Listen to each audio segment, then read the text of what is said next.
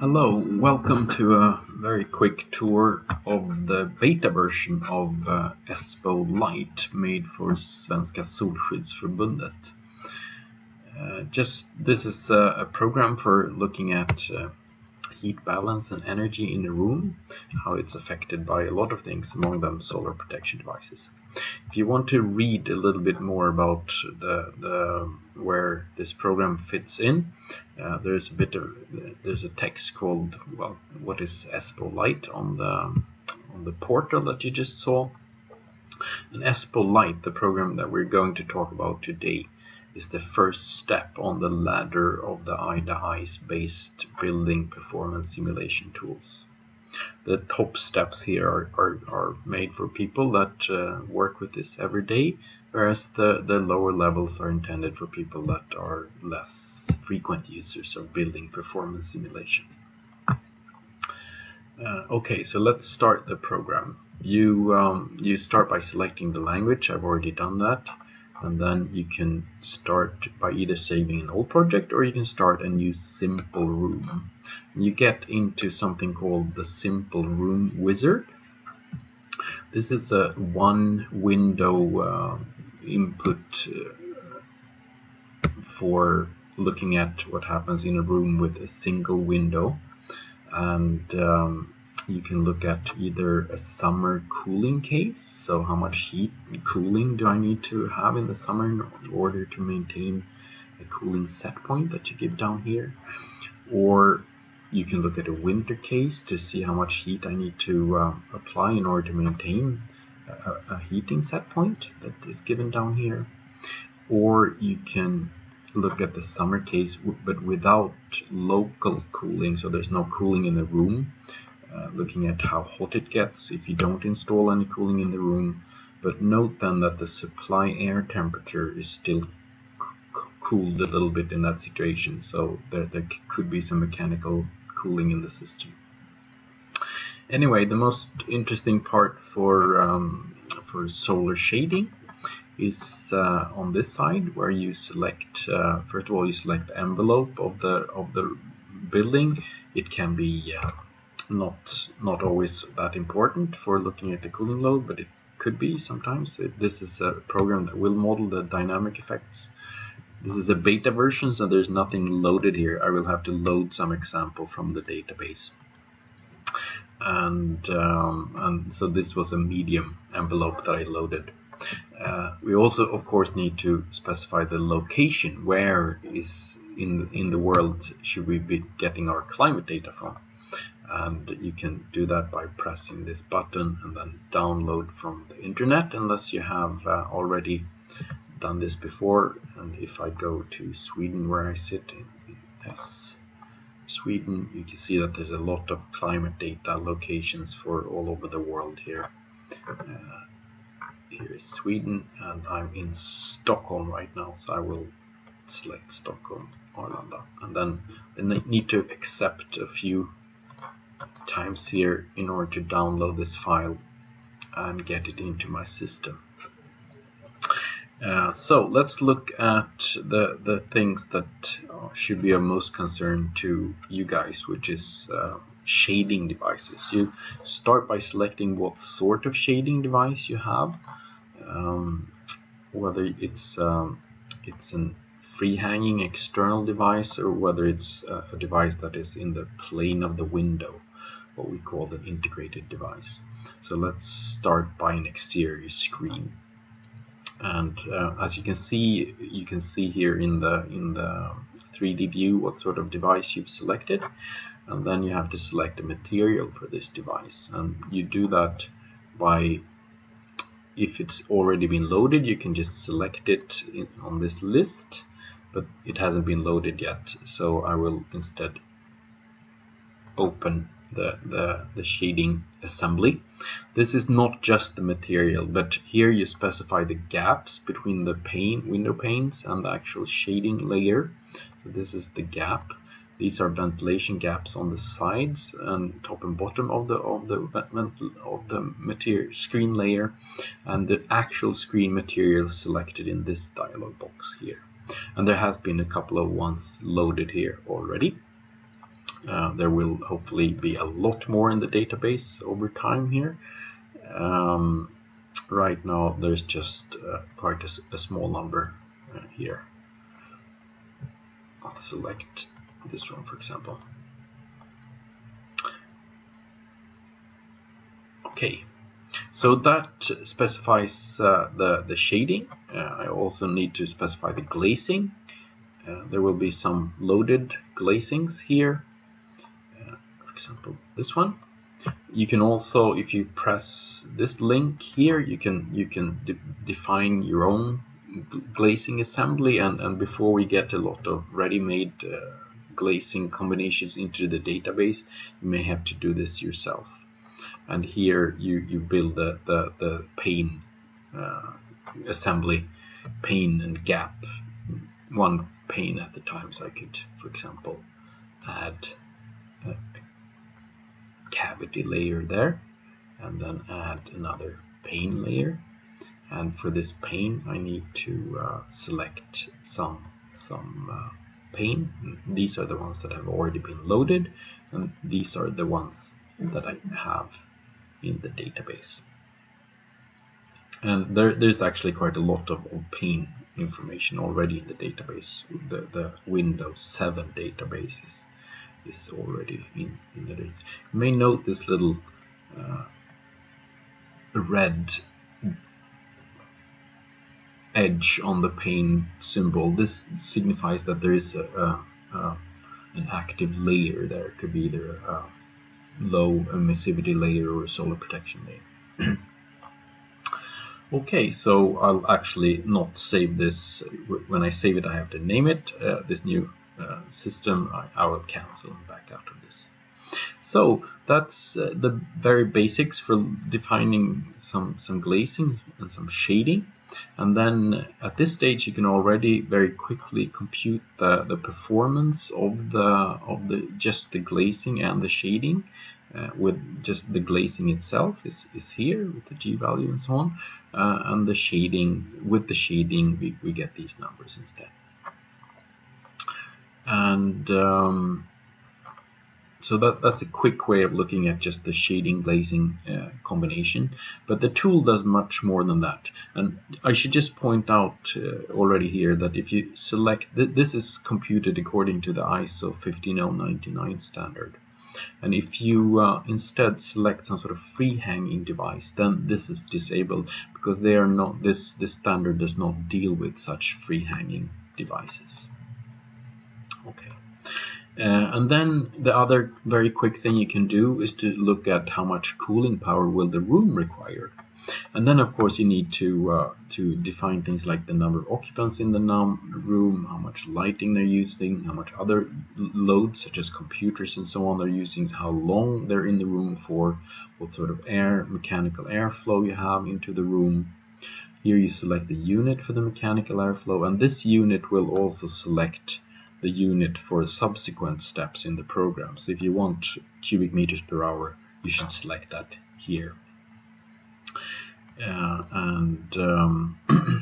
This is the amount of time that the fan is able to, or will supply, the central fan will supply this flow, and this is the temperature of that airflow coming into the room. Now we're ready to make our first simulation, which I think should be a cooling power simulation, because that's the most common thing. And I'll make, this was an error message, so I had forgotten something. I selected the exterior screen, but so I can press this error message, and this is an uncontrolled bug, should be reported. It's a beta version, as you know. So when you get to this situation, we have an uncontrolled bug. You can use this button to report the error, and this will pack up your case, and when you press this, it will start the email system. And here I hadn't saved it, so I actually need to save it first before I can do this. So I will not do this right now. But it's important when you report beta errors that you make sure that we get the case that you're having problems with, because quite often these problems occur differently on different machines.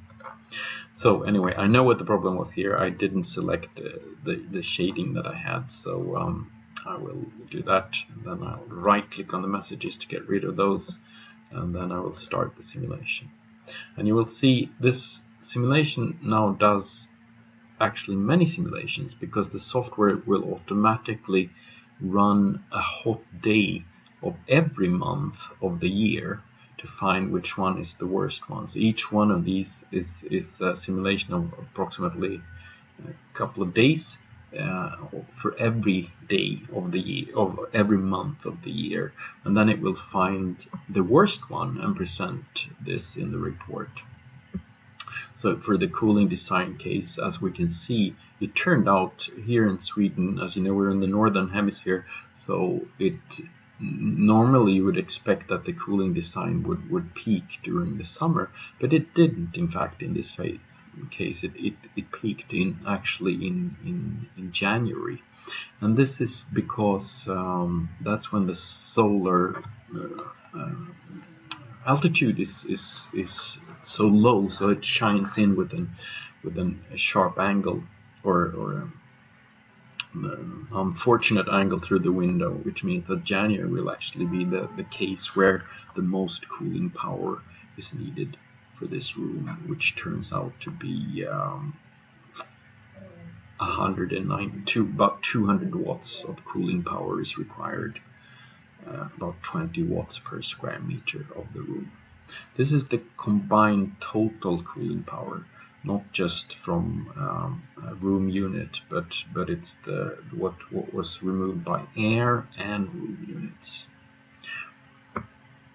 So okay, and then if I scroll down here in the report, I will get a little summary of the window. In this case, we only have one room with one window, and it's a bit of an input echo first for the window, the size of it, the glazing, shading selected, what sort of control scheme, we'll get back to this later, and then what those numbers were that we got from the ISO calculation that we just looked at, and then we didn't manage to compute a G value. I can see here from the simulation, which is an error actually. No, it's not, because it turns out that it's actually 0, because this was so low. So we should select a different case, which is slightly less effective solar shading system. And then there's some input echo for the building itself. Let's select a different material here. I will then go into the database and see there was nothing there, that there will be more devices here. No, actually, sorry, I need to look here, of course, in this database, and see what we can find. See if we can find some. We will use one of these preloaded. This is some test material that we have been sent from one of the manufacturers, and let's test this instead. It should be slightly, it's much not quite as effective as the one I used before, which is a good thing, and then we will redo the calculation instead with this material.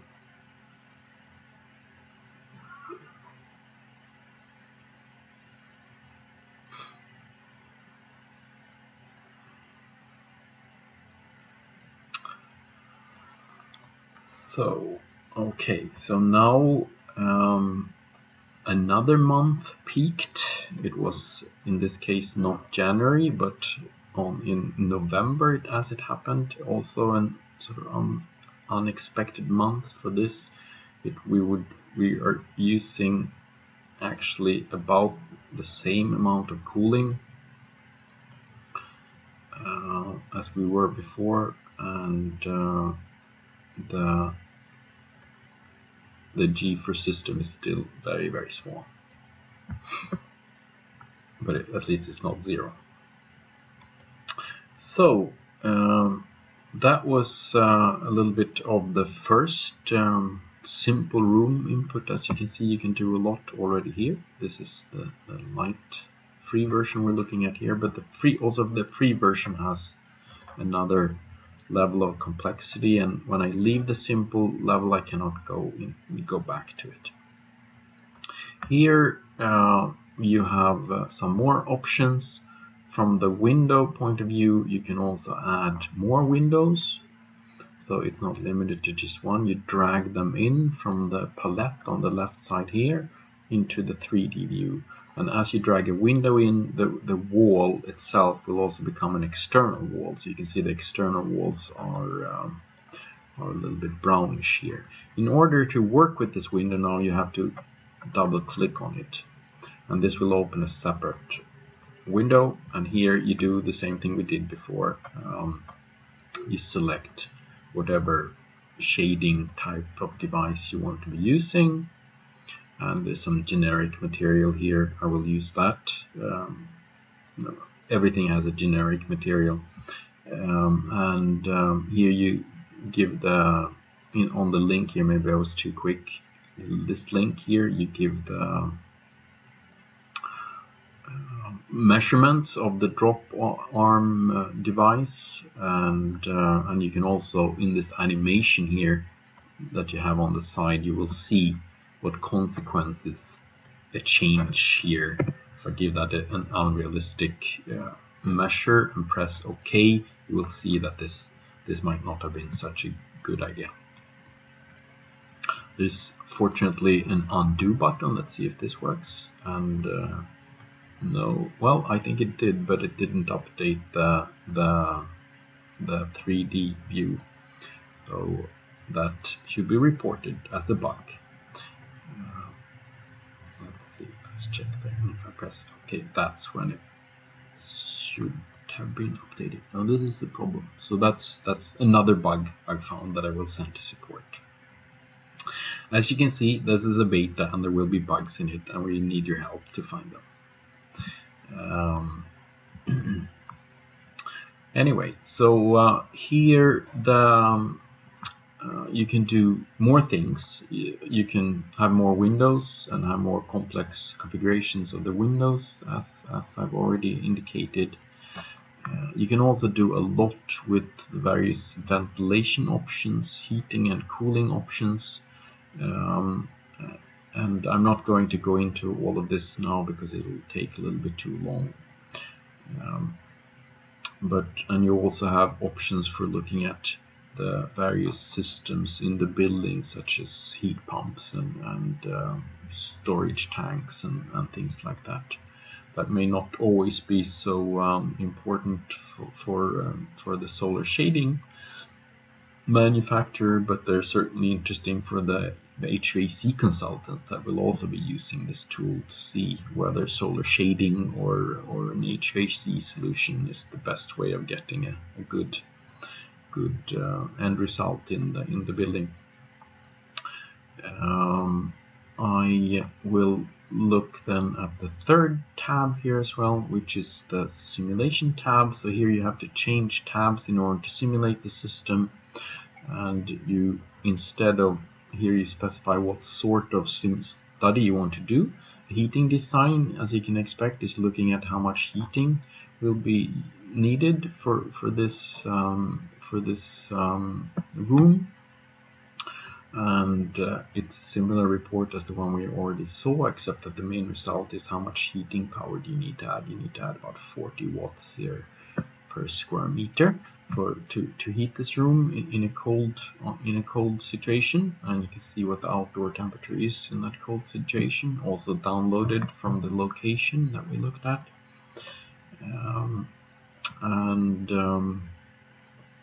Then you can look, the third type of simulation that we haven't seen yet is to run the system for a whole year. This takes a little bit longer. It takes maybe half a minute or a minute or something like that for this kind of rather simple system. I'll wait until it's done.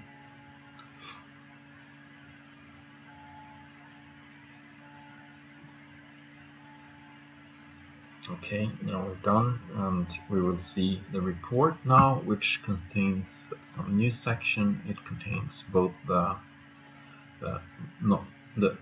first section actually we'll get to is the cooling energy. How much cooling did we need to use for the whole yearly simulation to keep the set points.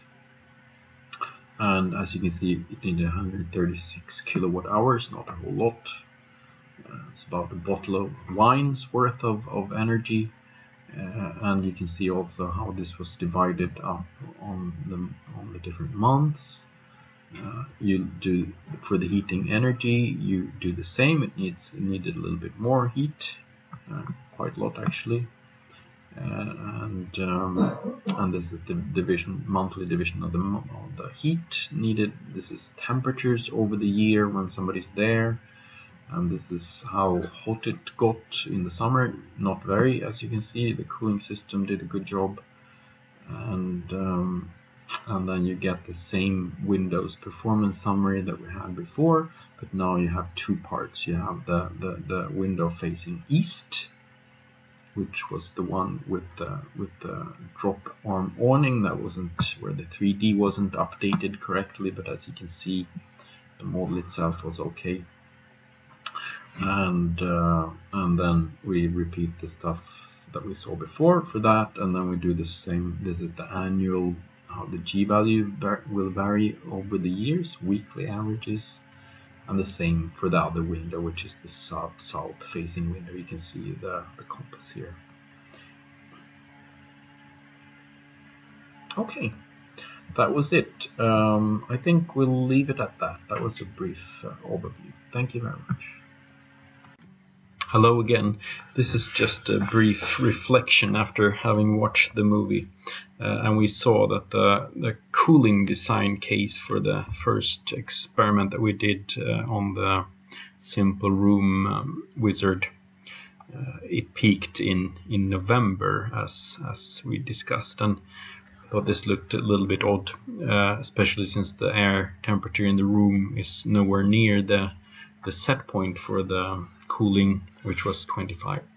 And the way cooling power is defined, in this case it turns out that actually all of the cooling that is supplied comes through this is the cooling power due to both room units, which would be like a chill beam or something, or air, so cooling by the supply air.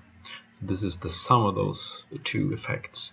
And it turns out that for this particular case, since there's quite a lot of air which is put into the room at all times, there's never any cooling which is not airborne, basically.